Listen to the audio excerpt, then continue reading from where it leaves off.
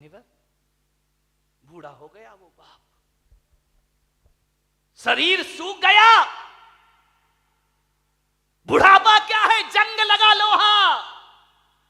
लोहे पर जंग लगता है जब पानी की मार पड़ती है, और जिंदगी को जंग लगता है जब अपनी औलाद का दुष्कार मिला करता है, जब अपनी औलाद से उपेक्षाएं मिला करती हैं। एक बात अंतर इतना है कि लोहे को जंग बाहर से लगता है और जिंदगी को जंग भीतर से लगा करता है। बाहर की जंग को मिटाने के लिए कोई रेख मार्ग मिल जाता है बाजार में, मगर भीतर की जंग मिटाने का कोई भी उपाय हमारे पास नहीं हुआ करता है। उस बूढ़े ने बच्चों को पढ़ाया लिखाया, उसकी पत्नी की मौत हो गई, अकेला बुढ़ापा, दो बेटे, एक डॉक्टर एक इंजीनियर, पढ़ा लिखा के बड़ा किया। बड़ा आश्चर्य होता है मुझे कि एक बाप अपने 4 बेटों को पढ़ा लिखा के योग्य बना देता है, अपने 4 बच्चों को खिला देता है एक बाप, लेकिन 4 बच्चे मिलकर के बुढ़ापे में एक बाप को रोटियां नहीं दे सकते हैं। मेरे भाई, जब छोटे थे तो इस बाप ने तुम्हें खिलाया था, पिलाया था, आज बुढ़ापा है, 4 बच्चे रोटियां नहीं दे सकते उसको। अरे तुमसे अच्छा तो वो बंदर होता है जो नाच नाच कर मदारी का पेट भर दिया करता है। ध्यान रखिए, क्या जिंदगी है हमारी, क्या जीवन है हमारा। अपने ही घर में परायेपन का बोध, ऐसे रहते हैं जैसे पड़ोसी के घर में रह रहे हो। कल तक जहां हुकूमत चलती थी, आज 2 रोटी का भी इंतजार करना पड़ता है। मान्यवर, मां बाप अपने बच्चों की जुबान नहीं दे सकते किसी को। क्या हालात बना दिए हैं कि बुढ़ापे में मां बाप बच्चों के सामने चुपचाप हाथ बांधे खड़े रहते हैं। ध्यान रखें, उनके पास कुछ नहीं है। उस बूढ़े बाप को बहुएं पसंद नहीं करती थी, फूटी आंख नहीं सुहाता बूढ़ा उनको, बड़ी परेशान हो गई बहुएं। बूढ़े बाप ने देखा, यार इन बच्चों को मैंने पाला पोसा बड़ा किया, आप विचार तो करो एक बार। माँ बाप की तपस्याएं, मैं संत हूं, मैं दिगंबर संत हूं, लेकिन आज मैं आपके सामने कह रहा हूं कि 23 साल हो गए मुझे सन्यास में रहते रहते, लेकिन मैं विश्वास के साथ कहता हूं कि 23 साल में जितनी तपस्या मैंने नहीं की होगी, उससे ज्यादा तपस्या मेरी मां ने मुझे पालने में की होगी। क्या पाते हो तुम अपनी जिंदगी में? मां बाप के एहसान।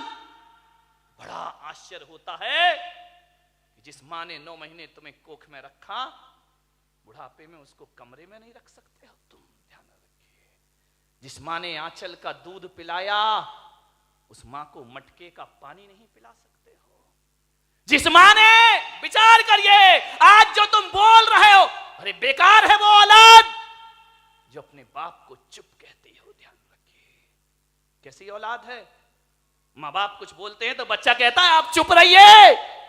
अरे जीभ गल के गिर जाना चाहिए आपकी।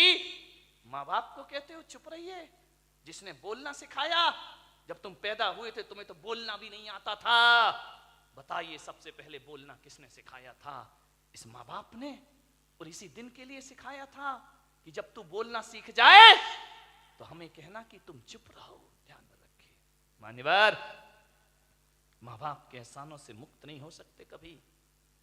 जब तुम्हें चलते नहीं बनता था ना, किसने चलना सिखाया था? बताइए, उंगली पकड़ के किसने चलना सिखाया था? इस मां ने सिखाया था, इस पिता ने सिखाया था। ये तुम्हारे लिए घोड़ा बना था, तुम उसकी पीठ पर सवार हुए थे। कितना खुश होता था वो बाप जब तुम पहली बार चलना सीखे थे। चलते थे, गिर जाते थे, चलते थे, जैसे ही गिरने लगते थे पापा आकर पकड़ लिया करते थे। एक बात तो बता दो, युवाओं से मेरा निवेदन है, जब तुमसे चलते नहीं बनता था तो माँ बाप ने उंगली पकड़ी थी, और आज उनसे चलते नहीं बनता तो तुम उनका हाथ नहीं पकड़ सकते हो। तुम्हें उनका हाथ पकड़ने में शर्म आती है, तुम्हें गाड़ी में बिठा के मंदिर ले जाने में शर्म आती है, तुम्हें शर्म आती है अपने माँ बाप को सहारा देने में। वाह रे इंसान, विचार करिए, याद है तुम्हें जब बचपन में स्कूल जाते थे तो माँ क्या करती थी, तुम्हारे टिफिन में 2 रोटी रखती थी। बेटा पढ़ाई भी करना, भूख लगे तो ये रोटियां खा लेना। स्कूल में रहने के बाद भी माँ तुम्हारा ख्याल रखती थी। और जब स्कूल जाते थे तो माँ पिता 1 रुपया 2 रुपया तुम्हारी जेब में डाल दिया करता था। विचार करो आप कि जिस माँ ने टिफिन में 2 रोटियां रखी हैं, बुढ़ापे में आज उस माँ की थाली में 2 रोटी नहीं है। और जिस बाप ने जेब में पैसे डाले थे, आज वो बाप बिना पैसे के घर में जिंदगी जी रहा है, एक एक पैसे को तरसता है, उसे शर्म आती है अपनी औलाद से पैसा मांगने में। एक बात तो बता दो, युवाओं से मेरा निवेदन है कि बचपन में तुमने पिता की जेब से पैसे निकाले थे तो पिता तो गुस्सा नहीं हुए थे ना। पिता तो सोचते थे बच्चा है, निकाल लिया, खर्च करेगा, कोई बात नहीं है। बचपन में पिता के जेब से पैसे निकालते तब पिता को गुस्सा नहीं आया।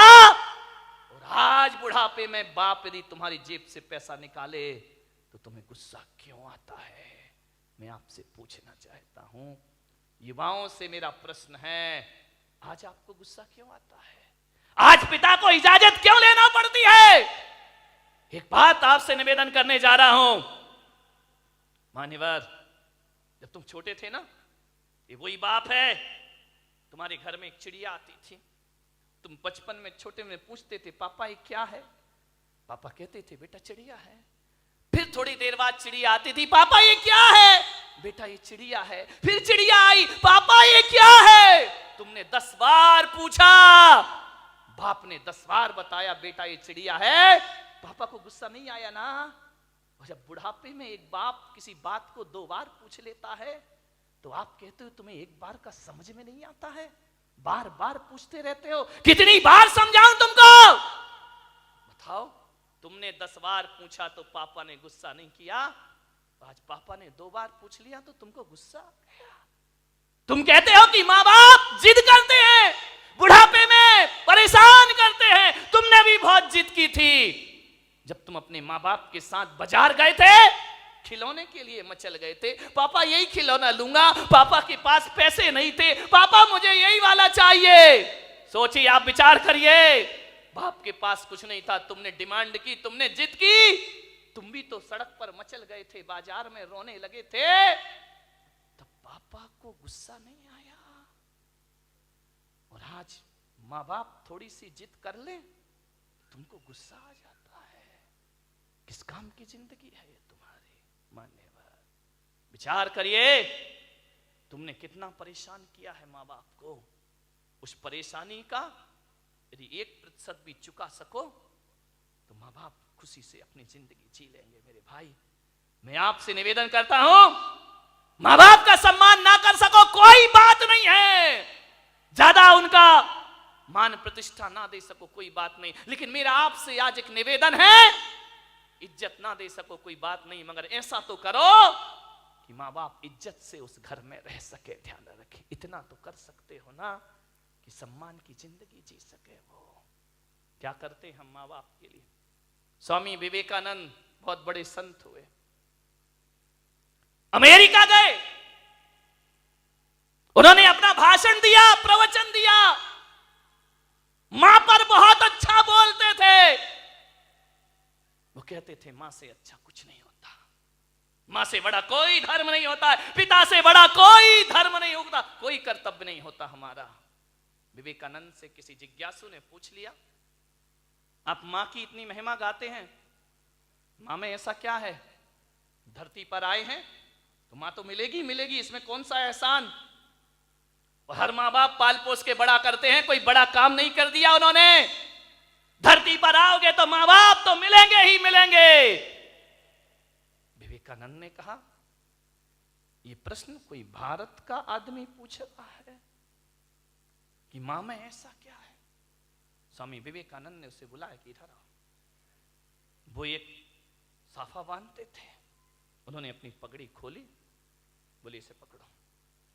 उसने कहा स्वामी जी ये क्या है? बोले पकड़ो।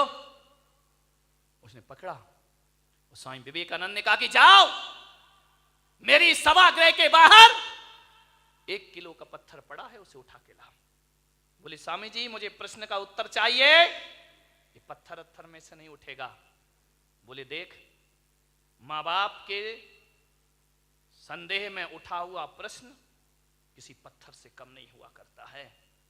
और पत्थर का जवाब स्वामी विवेकानंद नहीं देते, पत्थर का जवाब पत्थर ही दिया करता है। जाओ और पत्थर उठा के लाओ। वो पत्थर उठा के लाया।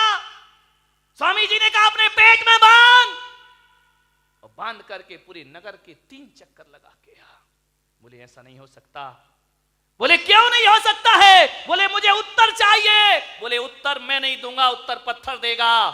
माँ बाप के खिलाफ उठा प्रश्न पत्थर है, उत्तर भी पत्थर ही देगा। जाओ।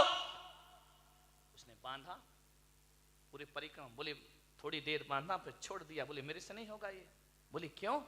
बोले स्वामी जी आप इतने बड़े विद्वान हैं, मनीषी हैं, ज्ञानी हैं, मैं पेट में पत्थर बांध के घूमूंगा तो लोग हंसेंगे, मेरा मजाक बनेंगे, मुझे अच्छा नहीं लगेगा, मुझे शर्म आती है। तो स्वामी विवेकानंद ने कहा उत्तर मिल गया। बोले ये कोई उत्तर है क्या? बोले यही उत्तर है। जब तुझे 1 किलो का पत्थर बांध के घूमने में शर्म आती है, बोल तेरी माँ 9 महीने तुझे पेट में रखकर कैसे घूमी होगी, उसे शर्म नहीं आई होगी। और आज तुझे शर्म आई और तूने पत्थर फेंक दिया। अरे मूर्ख, यदि तेरी माँ को शर्म आती हो तुझे कोख से निकाल कर फेंक देती तो आज मेरी सभा में प्रश्न पूछने की औकात तेरी नहीं होती। इस ध्यान रखिए, ये माँ बाप का उपकार हुआ करता, ये माँ बाप की बदौलत है। एक बात याद रखना मेरे भाई, आज तुम्हारे पास जितनी भी दौलत है वो माँ बाप की बदौलत है। ध्यान रखिए, माँ बाप नहीं होंगे तो कहां से डॉक्टर बन जाओगे, कहां से इंजीनियर बन जाओगे? अरे माँ बाप का एहसान मानो, एहसान मानो इस माँ का। गर्भपात की दुनिया में भी तुम्हें जन्म देने की ताकत रखी है उसने। यदि जन्म से पहले मार देती तो आज यहां बैठ के प्रवचन नहीं सुन रहे होते तुम लोग। आज जो इज्जत तुमने कमाई है ना, ये मत सोचना कि पढ़ लिख के इज्जत कमाई है, ये मत सोचना कि दौलत कमा के इज्जत कमाई है। आज किसी संत की सभा में इज्जत से बैठे हो तो अपनी बदौलत नहीं, अपने माँ बाप की बदौलत बैठे हुए हो। ध्यान रखिए, मेरा आपसे निवेदन है, यदि ये माँ तुम्हें जन्म देके किसी कचड़े घर में फेंक देती ना, जैसे आज बुढ़ापे में तुम उसे फेंक रहे हो, यदि बचपन में इस माँ ने फेंक दिया होता ना तो ना तुम्हारी जात का पता चलता, ना तुम्हारे बाप का पता चलता, और इस धरती पर नाजायज औलाद बनकर जीते रहते। कोई तुमसे शादी करने को तैयार नहीं होता मेरे भाई। माँ बाप ने जिंदगी भर अपना चरित्र बचाया है, इस माँ ने अपने सतीत्व को बचाया है, उस पिता ने अपने चाल चलन को सुधारा है, तब जाकर तुम इस समाज में इज्जत की जिंदगी जी रहे हो मेरे भाई। ध्यान रखिए, ये इज्जत भी माँ बाप से मिली है, ये नाम भी माँ बाप से मिला है।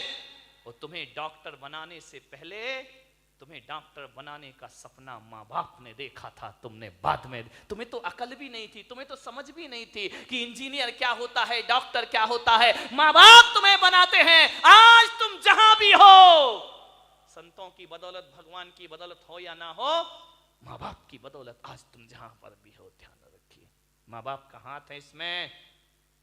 बूढ़ा दुखी हो गया, बहुएं पसंद नहीं करती, घर जाता बूढ़ा तो ऐसा लगता